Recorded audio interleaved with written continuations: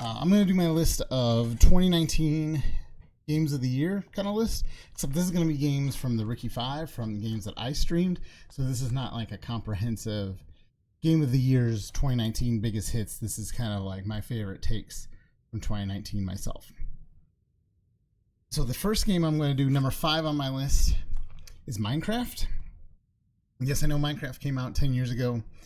10 years ago, I didn't have a console that could play Minecraft. I only had a Wii and a Wii U. I had 2 kids and one on the way. So I wasn't around for the first Minecraft explosion. So when I got invited to play it this year, I wanted to see why it was such an all-time game. And it was really great. I got to play in a realm with friends, and shenanigans happened, and we did a lot of exploring and made some accomplishments, and I could see why people love Minecraft, because the satisfaction of collecting all the materials and building what you want is outstanding. So Minecraft was number 5. Number 4 that I streamed 2019 is Realm Royale. This game really made my summer. It's a game where I didn't have a lot of streamer friends when I started, and I met a lot of people to play with. That was really great. The Realm Royale community was very open to me, and I had a lot of fun this summer playing with a group of people. So shout out to all of them.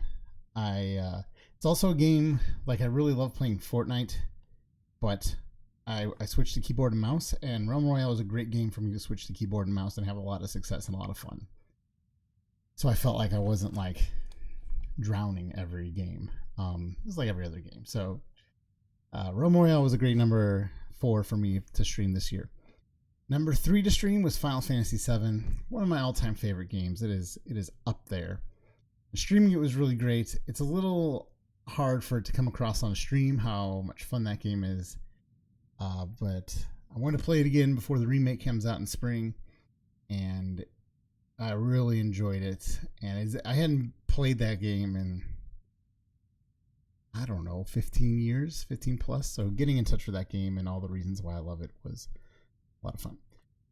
Number 2, the only reason this is number 2 is because I didn't beat it, is Red Dead Redemption 2.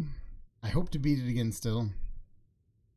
I got distracted with some games while I played it, but that game was just, I mean, it was a game of the year option for a lot of people for 2018, and I didn't play it till 2019, so I'll probably revisit that. But just the storyline, the humor, the action, the plot was just great, and it just felt pretty smooth. There's almost too much to it, so I really enjoyed that. And my personal number 1 game, and I know it's not everybody's, but it was The Outer Worlds. I had never played a Fallout game before, and so Obsidian making The Outer Worlds, I didn't really have expectations, and this game was hilarious. The game choices were really great. The game choices, the plot choices, like your choices in game, were fantastic. The gun builds were really great. I loved all the customization. I really got to make some guns the weapons were really to my liking and to what I wanted in the game. The only criticism I have of the game is that the jump between hard and supernova was huge. So I played it on hard, and hard wasn't very hard, but supernova was like incredibly tough. So my game was a little bit too easy. The battles were too easy.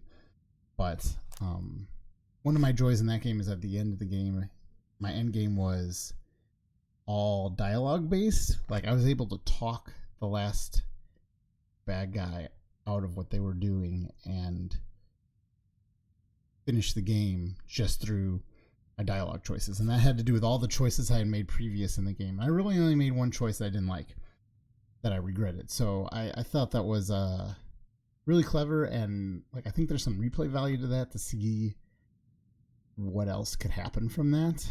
See if some different choices.